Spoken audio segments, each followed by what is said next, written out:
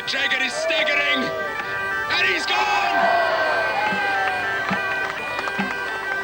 My journey to discover our patron saints begins on the 23rd of April, St. George's Day, with perhaps the ultimate protector, the knight and battler, St. George.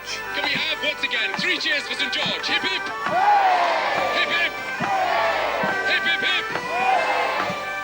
The most popular image of St. George is that of a knight in shining armour, riding on a white horse, slaying a dragon and rescuing a fair maiden. And this is still a big part of the legend of St. George. And here on St. George's Day in Bedford, the legend is very much alive and kicking.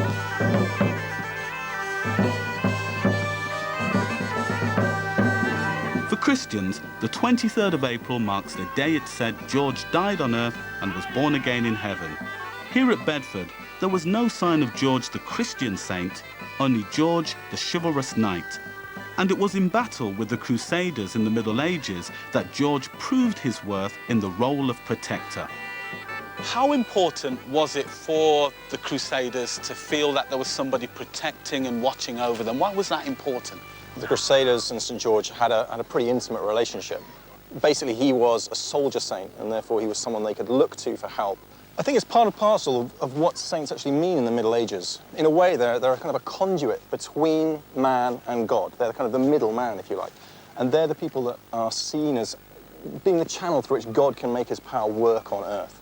So St. George is there, effectively, to make things happen, to produce miracles, and to help Crusaders on their path. Probably the most famous moment in the First Crusade was when St. George intervenes, is at what's known as the Great Battle of Antioch. It's the moment when the First Crusade is really in the balance.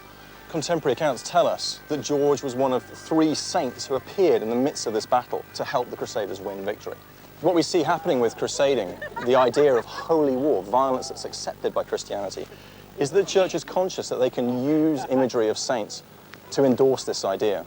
And George is a very useful example of this. He's someone that the Crusaders can look to and say, OK, here is a saint, here is someone who's the absolutely holiest form of Christian you can be.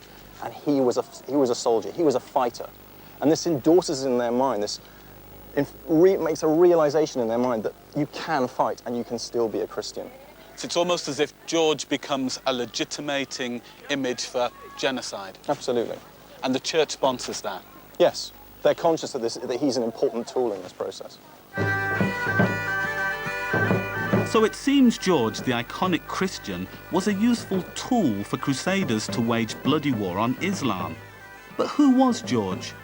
Was he a real person? And where did the people of medieval England learn about him? One book from the 13th century holds some of the answers. The Golden Legend is a compilation of the stories of the saints' lives. It's a mixture of fact and fiction, enhanced by medieval spin doctors elevating the saints' importance. It became the most widely read book after the Bible, and it tells me one great revelation. George wasn't English. He was born in Cappadocia, now in modern-day Turkey.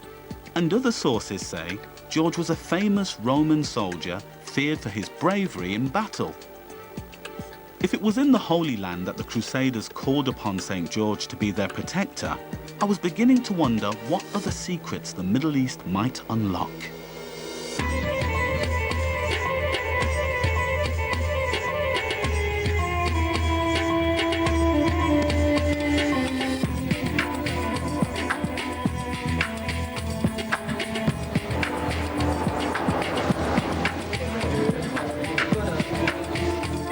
Long before George became the patron saint of England, he was already highly revered here in the Holy Land.